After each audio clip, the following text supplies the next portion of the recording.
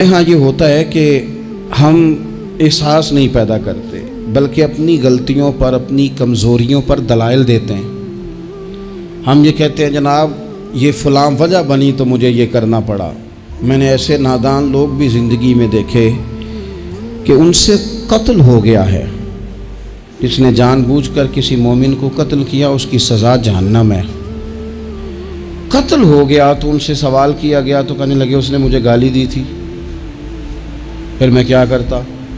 نہیں، اپنی اتنی بڑی کوتاہی پر بھی وہ بجائے شرمسار ہونے کر، بجائے 2 قدم پیچھے ہٹنے کے، اس پر بھی لوگ دلائل دیتے ہیں۔ تو اگر کسی بندے کو کبھی اس سے کوئی ایسی غلطی سرزد ہو گئی، کوئی ایسا اس سے حقوق العباد کے مسئلے میں کمزوری اس سے واقع ہو گئی اور پھر اس کو اور حالات اس طرح کے ہو گئے کہ اب وہ معافی بھی نہیں لے سکتا، وہ لوگ دنیا میں موجود نہیں رہے یا وہ ان پر ملاقات کرنے سے، ان سے ملنے سے قاصر ہے، کسی ایسے مقام پہ ہے اور وہ حق ادا بھی نہیں کر سکتا، لیکن اسے احساس پورا ہے، توبہ پوری کی، کوشش پوری کی، تو ایسے بندوں کی بھی اللہ قیامت کے دن صلح کرا دے گا۔ نبی کریم صلی اللہ تعالیٰ علیہ وآلہ وسلم نے ارشاد فرمایا کہ ایک بھائی صبح قیامت اپنے بھائی پر مقدمہ کرے گا، اے میرے مالک اس نے مجھے بڑا ستایا، اس نے مجھے بڑی تکلیف دی، فلاں جگہ اس نے میرے اوپر بڑی آزمائش مسلط کر دی، بڑی ساری تکلیفوں سے گزارا۔ اس سے مراد مسلمان بھائی ہے، وہ اس کا دوست ہو یا کاروباری ساتھی ہو یا سگا بھائی ہو یا کوئی بھی ہو۔ حضور فرماتے ہیں وہ مقدمہ کرے گا، یہ مسند امام احمد بن حنبل میں حدیث موجود ہے۔ عرض گزار ہوگا اے کائنات کے رب اس نے بڑی تکلیف دی، بڑا ستایا، مہربانی کی جائے مجھے اس سے بدلہ لے کے دیا جائے۔ اب بندہ جو سامنے جس پر مقدمہ دائر وہ تو مرتے دم تک توبہ کرتا رہا، احساس ہو چکا تھا، ازالے کی کوشش کرتا رہا، لیکن اسے موقع میسر نہیں آیا، حالات ہی ایسے نہیں تھے۔ اب اللہ کے محبوب فرماتے ہیں رب اس مقدمہ کرنے والے سے کہے گا چل اپنے بھائی کو معاف کر دے۔ وہ پھر اپنا دکھڑا سنائے گا، اپنے اس درد کی شدت کو بیان کرے گا جو اس کی طرف سے آنے والی تکلیف پر وہ آزمائش سے گزرا، اس کا اظہار کرے گا کہ مالک میں تو بڑی تکلیف میں رہا ہوں، ایسے معاف کیسے کر دوں؟ تو اللہ کریم فرمائے گا اٹھ پھر وہ سامنے جنت میں نظر ڈال، وہ مکان دیکھ سامنے، وہ دیکھ کے کہے گا سبحان اللہ اتنا خوبصورت مکان، اتنا عالی شان محل، جلدی سے عرض کرے گا مالک یہ کس کو ملے گا؟ تو رب فرمائے گا جو اپنے بھائی کو معاف کر دے۔ تو فوراً سے پہلے عرض کرے گا اللہ میں نے معاف کیا، اللہ میں نے معاف کیا، اللہ میں نے معاف کیا۔ تو رب کریم فرمائے گا پکڑ پھر اپنے بھائی کا بازو اور جا، میں نے تم دونوں کے لیے جنت میں مکان بنا دیے۔ تو ایک تو یہ یاد رکھیں کہ کوئی شخص اگر یہ دعویٰ کرتا ہے کہ میں نے کبھی، ہمارے ہاں بہت سارے لوگ ایسے ہیں جو بعض اوقات بات کرتے ہیں تو ان کی بات سے انا پرستی چھلکتی ہے، وہ کہتے ہیں جی یاد تو نہیں کبھی کسی کے ساتھ زیادتی کی ہو۔ میں نے کہا یہ تو آپ نے بہت بڑا ہی دعویٰ کر دیا ہے، تو بہت بڑا دعویٰ کر دیا آپ نے، ایسے تو ہوتا نہیں۔ کبھی کبھی انسان جو اس کے زیادہ قریبی لوگ ہوتے ہیں، زیادہ قریبی ساتھ رہنے والے، اسے ان کے بارے میں زیادہ حساس ہونا چاہیے۔ میں نے دیکھا ہے کہ ڈھیر سارے لوگ ہیں جن کے ذمے بڑے لوگوں سے معذرت کرنا ہے لیکن تیار ہی نہیں۔ ہمارے ہاں لوگ حکومتیں کر کے چلے گئے اور ان کے دور حکومت میں بڑے بڑے سیاہ قسم کے حالات ہوئے، لوگوں کو بڑی تکلیف ہوئی، لیکن رخصت ہونے کے بعد جب ان سے وجوہات پوچھی گئیں تو کبھی کوئی شخص ماننے کو تیار نہیں ہوا، کبھی کسی شخص نے یہ نہیں کہا کہ مجھ سے غلطیاں ہوئی ہیں، مجھ سے کمزوریاں رہ گئی ہیں، بلکہ کچھ لوگ مستقل بنیادوں پر بٹھائے ہوتے ہیں جو سارا دن یہ گنواتے ہیں کہ ان کی تو غلطی ہے ہی کوئی نہیں، وہ تو بڑے کامیاب ترین لوگ ہیں۔ حالانکہ جو بڑے بڑے لوگ تھے، بڑے بڑے لوگ، حضرت عمر فاروق جیسے بڑے آدمی تھے نا حضرت عمر فاروق، تو آخری وقت میں جب آپ کو زخم لگ گیا تو لوگوں نے آپ کی تعریفیں کی کہ آپ بہت بڑے ہیں، آپ نے بڑی خدمت کی، تو حضرت عمر کہنے لگے مجھے اپنی غلطیوں کا بھی احساس ہے اور تم میری تعریفیں کر رہے ہو۔ یہ جملہ دیکھیں، فرمانے لگے مجھے زیادہ اجر کی ضرورت نہیں، بس دعا کرنا میری نیکیاں اور میری غلطیاں برابر برابر ہو جائیں اور رب مجھے معاف کر دے. بس چونکہ مجھے اپنی کمزوریوں کا بھی احساس ہے. یہاں یہ معاملہ ہوتا ہے کہ لوگ جب غلطیاں کر رہے ہوتے ہیں، ظلم کر رہے ہوتے ہیں، زیادتی کر رہے ہوتے ہیں، تب وہ سمجھتے ہیں کہ ہمیں تو کوئی دیکھنے والا نہیں. میرا اللہ قرآن حکیم میں فرماتا ہے وَلَا تَحْسَبَنَّ اللَّهَ غَافِلًا عَمَّا يَعْمَلُ الظَّالِمُونَ. فرمایا ظالم جو کام کرتے ہیں ہرگز نہ سمجھنا کہ اللہ ان کے کاموں سے بے خبر ہے. وہ وقت کا انتظار کریں. وَلَا تَحْسَبَنَّ اللَّهَ غَافِلًا، گمان نہ کرنا، ہرگز گمان نہ کرنا کہ اللہ غافل ہے. يَعْمَلُ الظَّالِمُونَ، ظالموں کے کاموں سے. جو زیادتیاں لوگ کرتے ہیں، جو ظلم و ستم لوگ کر رہے ہیں، جس نے اپنے بچے کو پیسوں کے زور پر کسی غریب کے بچے کا میرنے بچے کا داخلہ کرایا ہے اور مبارکیں بھی وصول کی ہیں، تو لوگوں کو تو نہیں پتا کہ اس نے پیسے دے کے داخل کرایا ہے، پر رب تو غافل نہیں نا اس کام سے. اللہ کو تو پتا ہے. جس نے اپنے بچے کی نوکری بہت سارے لوگوں کا میرٹ پیچھے کر کے پیسے اور سفارش کے زور پر کرائی ہے، تو مالک کو تو پتہ ہے. لوگوں سے اس نے مٹھائیاں وصول کر لیں، تختیاں بھی لگوا لیں، شور بھی ہو گیا، لیکن اللہ تو جانتا ہے. وَلَا تَحْسَبَنَّ اللَّهَ غَافِلًا عَمَّا يَعْمَلُ الظَّالِمُونَ. لوگ غافل ہو سکتے ہیں، رب غافل نہیں ہے. گمان بھی نہ کرنا. جس بندے نے اپنا مقدمہ وکیلوں کی فیسوں کے زور پر جیت لیا ہے اور غریب کچہری سے نکلتے وقت کہہ رہا تھا کہ غریبوں کو انصاف نہیں ملا کرتا، تو چلو اخبار میں تو خبر تیری فتح کی آ گئی، پر رب تو غافل نہیں ہے نا. ایک عدالت قیامت کے میدان میں بھی تو لگے گی نا، وہاں بھی تو ڈھیر سارے انصاف ہونے ہیں نا. جس شخص نے کسی کی زمین پر قبضہ کر لیا ہے اور سامنے والا مجبور تھا، تنگ دست تھا، کمزور تھا، وہ اتنی نہیں رکھتا تھا کہ وہ بندوقیں اور پسٹل اور گنڈے اور بھتہ خور بندے لے کے آئے اور اپنا قبضہ چھڑوا لے، تو نے لے لیا، ہو گئی بات. لوگوں کو تو نہیں پتا، پر رب تو غافل نہیں ہے نا. میرے رسول پاک صلی اللہ علیہ وسلم نے فرمایا جس نے کسی کی زمین پر ایک بالشت قبضہ کیا، قیامت کے دن اللہ تعالیٰ 7 زمینوں کا توق بنا کے اس کے گلے میں ڈال دے گا. اس کی گردن ٹوٹے گی، جھکے گی. وہ کہے گا مالک یہ تکلیف تو فرمایا دنیا میں تجھے شوق پڑا تھا نا، تو رکھنا ساری ہی اپنے پاس، کرنا کنٹرول. لڑ کے تھک گئے، حالات خراب ہو گئے، بہنوں کے حصے کھا گئے، پڑوسی اگر مجبور تھا تو بیچنا چاہ رہا تھا تو اس پر سٹے لے کے آ گئے کہ یہ کسی اور کو بیچ نہ سکے، دے تو مجھے ہی دے. قانون کو کٹ پتلی بنا کر اپنے ہاتھوں میں کھلواڑ کیا. مستقل بنیادوں پر پکے قانونی مشیر رکھ لیے، سمجھا کہ دنیا کو تو پتہ نہیں چل رہا. تو وَلَا تَحْسَبَنَّ اللَّهَ غَافِلًا عَمَّا يَعْمَلُ الظَّالِمُونَ. رب تو ظالموں کے کاموں سے بے خبر نہیں ہے. اللہ تو بے خبر نہیں. بڑا کچھ لوگوں نے کیا، بڑا کچھ کیا، بڑی بڑی زیادتیاں پسے پردہ کی، بڑے بڑے حقوق پہ ڈاکے ڈالے، بڑا کچھ ہی ہوا، لیکن پھر آرام کی نیند سو گئے. انہوں نے سوچا کوئی سوال جواب نہیں، کوئی بات نہیں، کوئی پوچھنے والا نہیں. تو مٹی دیں تے مٹی رہنا ہی. ایمی کا دی بلے بلے، اج مٹی دے اتے بندے آتے، کل مٹی دے تھلے. بعض لوگوں کو بات کرنے کا سلیقہ زیادہ آتا ہے، پنچایت میں جیت جاتے ہیں. بعض لوگ وکیل مہنگا لے لیتے ہیں. ویسے وکیل مہنگا ہوتا کیوں ہے؟ وکیل کے مہنگا سستا ہونے کی وجہ کیا ہے؟ قانون آئین تو ایک جیسا ہے نا، ان کے اندر ہی دینے ہیں. کتابیں سب نے ایک جیسی پڑھی ہیں، ڈگری بھی سب کے پاس ایک ہی ہے، ایک ہی ملک ہی ہے. تو یہ مہنگے سستے کا کیا مطلب ہے؟ وکلاء کے زور پر مقدمے جیتے جاتے ہیں، وکلاء کے زور پر. اور اگر خبریں ایسی بھی ہوں کہ بعض عدالتیں بھی پریشر قبول کرتی ہیں، بعض ادارے بھی پریشر قبول کرتے ہیں، پھر ملک نہیں بنا کرتے، پھر صرف کشتیاں لڑی جاتی ہیں. صبح سے شام تک کشتی لڑو اور شام کو کہنا کہ نہیں رزلٹ ٹھیک نہیں آیا، جو ریفری تھا، جو امپائر کھڑا کیا تھا، اس نے کہا نہیں یہ کھیل دوبارہ ہوگا، سویرے پھر شروع کر دو. ٹھیک ہے، باہر جو لوگ ہیں بیچارے وہ اپنی جگہ پہ ہیں تو ہیں، ختم ہو گئی بات.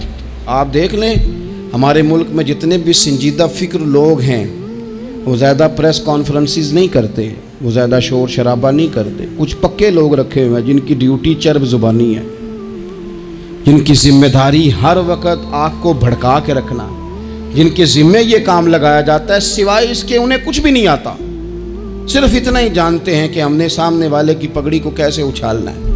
تو کبھی بھی کسی موقع پر بھی کسی کی ایک پائی بھی ظلمن کبھی بھی اپنے قبضے میں نہ لیں. یاد رکھنا رزق زیادہ ضروری نہیں ہوتا، رزق برکت والا ضروری ہوتا ہے. تھوڑا ہو لیکن اس میں برکت ہو. کثرت سے کام نہیں چلتا، برکت سے کام چلتا. بہت پیسے ہوں لیکن ان میں برکت ہی کوئی نہ ہو، آتے بھی جا رہے ہیں اور جاتے بھی جا رہے ہیں، کوئی سمجھ نہیں. تو ظلم اور زیادتی اور جبر ہمارے ہاں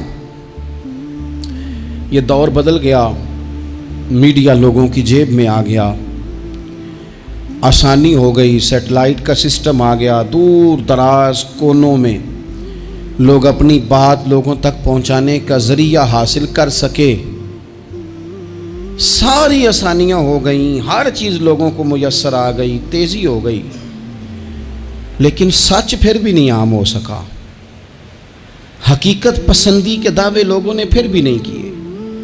اگر کوئی چیز عام ہوئی بھی تو وہی جھوٹ، وہی بددیانتی، وہی ظلم و ستم. آپ دیکھ لیں کوئی ایک کیس بھی کبھی آتا ہے میدان میں، ایک کیس بھی، اور 4 دن اپنی فیس بک کی بات بڑھانے کے لیے اس پر شور بھی کیا جاتا ہے، پھر وہ دب جاتا ہے، پھر اس کے بعد وہ قصہ پارینہ ہو جاتا ہے. جب ظلم حد سے بڑھ جاتا ہے پھر انسان کا اپنا وجود بھی اس کے لیے باعث عار بن جاتا ہے. ابن حجر کہتے ہیں کہ ایک شخص کو میں نے ایک مقام پہ دیکھا، وہ میرے علاقے کا تگڑا بندہ تھا، سیاںا بندہ تھا، مالدار تھا. اب کیا کہتے ہیں پنجابی میں، ڈنڈی پٹی بڑی قائم تھی، بڑا اس کا دبدبا تنتنا تھا. لیکن میں نے اسے طبیب کی دکان پر لیٹے ہوئے دیکھا تو اس کے وجود سے پیپ نکلتی تھی. میں نے اسے کہا یار تیرے نام سے تو لوگ خوف زدہ رہتے تھے، تیرا نام لے کے تو لوگ بچوں کو ڈرایا کرتے تھے، تیرے سے انسلاک رکھنے والے تو بازاروں میں گردنیں اونچی کر کے چلتے، تجھے کیا ہوا؟ تو کہنے لگا بس جب خدا کا حکم آیا، جب اللہ کی حکمت کا غلبہ ہوا، جب تک اس نے ڈھیل دی تو دی، لیکن جب وہ پکڑنے پہ آیا تو پھر حال یہ ہوا کہ ایک غریب مچھیرا مچھلیاں پکڑنے کے لیے دریا میں سارا دن بیٹھا رہا، اسے مچھلی نہ ملی. شام کو روئی پڑا کہ مالک میرے تو بچوں کے پاس کھانے کو بھی کوئی شے نہیں. تو ایک مچھلی شام کو بڑی محنت کے بعد ایک بڑی مچھلی اس کے ہاتھ لگی. ان دنوں نہ مچھلیاں ملتی تھی نہ گوشت ملتا تھا. وہ بیچارہ ایک مچھلی لے کے جا رہا تھا اپنے گھر کی جانب، تو سامنے سے میں آ گیا. جو طریقہ ہوتا ہے، کدھر لے کے جا رہے ہو، کہاں سے لی ہے؟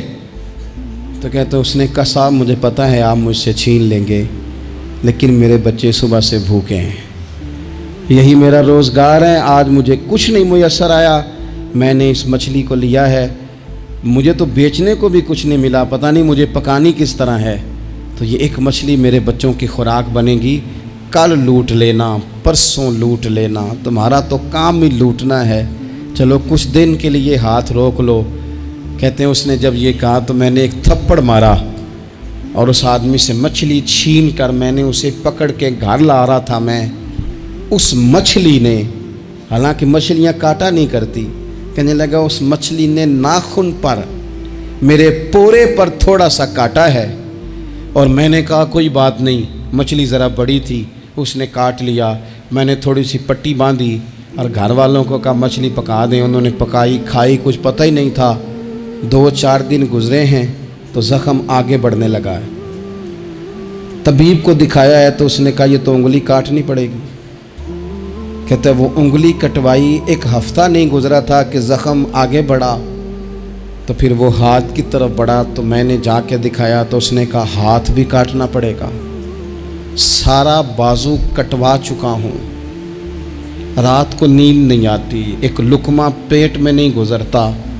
میرے بچے، میرے بھتیجے، میرے بھائی، میرے عزیز گلی گلی اس غریب کو ڈھونڈتے پھرتے ہیں جس کا نام بھی ہم کوئی نہیں جانتے. تھک گئے تلاش کر کر کے، خدا جانے کہاں چھپ گیا اللہ کی اتنی بڑی زمین میں، وہ ملتا نہیں، میں سو نہیں پاتا۔ کہنے لگے شیخ میرے لیے دعا کر دو، مجھے کچھ نہیں چاہیے، بس وہ مجھے مل جائے اور میں اس سے معافی لے لوں، بس وہ مجھے معاف کر دے، 2 جملے معاف، جیسے بھی ہوگا میں منا لوں گا، بندہ درکار ہے۔ ابن حجر نے لکھا ہے، کہتے ہیں وہ تڑپتا رہا، روتا رہا، آہوزاری کرتا رہا۔ میں نے بھی اس کے لیے دعا کی کہ اللہ کرے وہ شخص تجھے مل جائے۔ پھر کچھ دنوں کے بعد مجھے کسی نے بتایا کہ مر تو گیا ہے تڑپ کے، پر اس سے معافی کا موقع میسر نہیں آیا۔ دوستو، زندگی میں کچھ کام ایسے ہم کرتے ہیں، وہ راز گرچہ ہمارے سینوں میں دفن ہوتے ہیں، ظلمن زیادتی کے ساتھ ہم نے 4 پیسے بھی کسی کے ہڑپ کیے، کام محنت کرنی نہیں، جی چرانا ہے، کوشش کرنی نہیں، جی چرانا ہے۔ ملا رومی رحمۃ اللہ تعالیٰ علیہ نے لکھا ہے، جو آدمی ظلمن چیزیں کھانے کا عادی ہو جاتا ہے، اس کے منہ کو وہ بدبودار ذائقہ لگ جاتا ہے، وہ خدا سے معافی مانگے کہ یہ کیا میرے منہ کو گند لگ گیا ہے کہ ہمیشہ ناجائز کی ہی لذت آنے لگی، حرام کی لذت آنے لگی، اسے پھر وہ حلال کا ذائقہ ہی نصیب نہیں ہوتا۔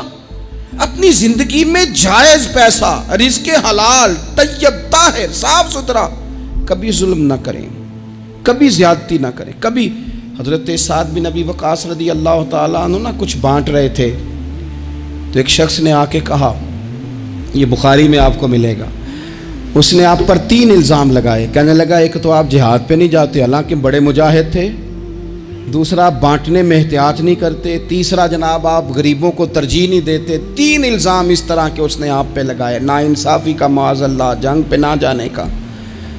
اب حضرت سعد بن ابی وقاص کو بڑی تکلیف ہوئی، بد دعاؤں سے بچنا چاہیے۔ حضور نے نام لے کے کہا مظلوم کی۔ دکاندار کپڑے دیکھ کے اہمیت دیتا ہے، کپڑے دیکھ کے، اگر دکان پہ چڑھنے والا مہنگے کپڑے پہن کے چڑھا ہے تو اٹھ کے کھڑے ہو کے مال دکھاتا ہے۔ اگر کپڑے پھٹے پرانے ہیں اور خاتون نے جو گود میں بچہ اٹھایا وہ بھی غریب ہے تو کہتا چل چل، انہیں خریدنا کچھ ہے نہیں۔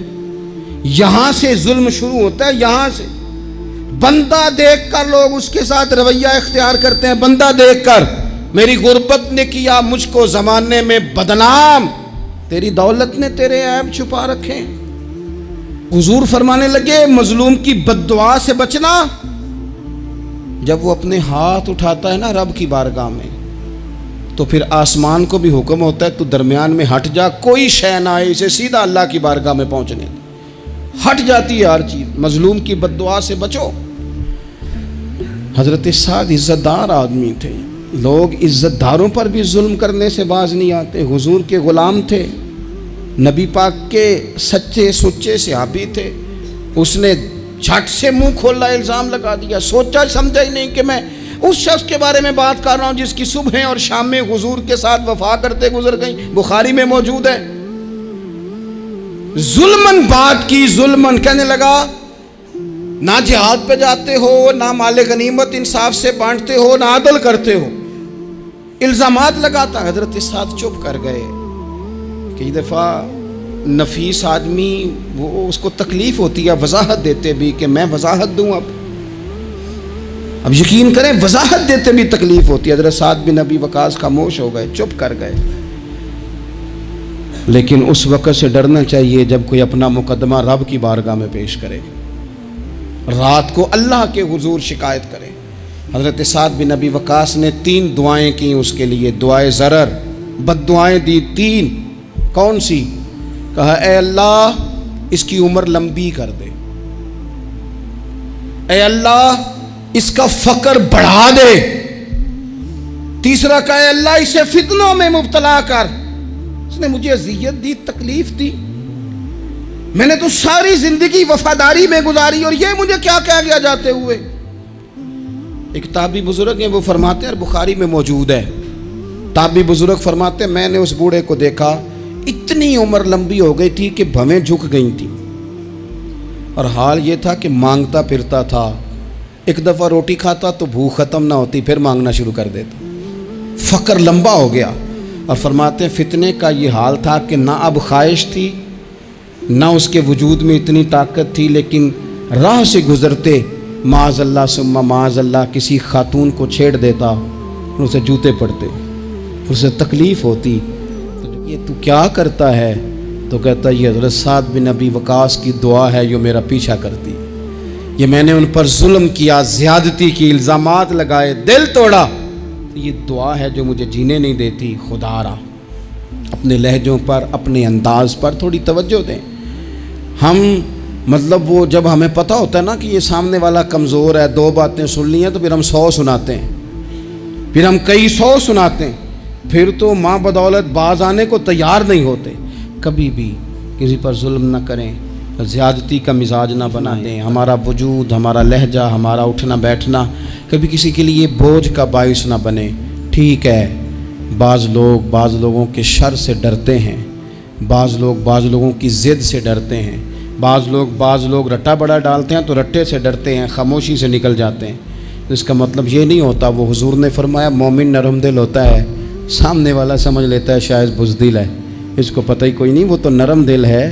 یاد رکھنا کچھ بدلے صبح قیامت اللہ کے حضور بھی پیش ہوں گے۔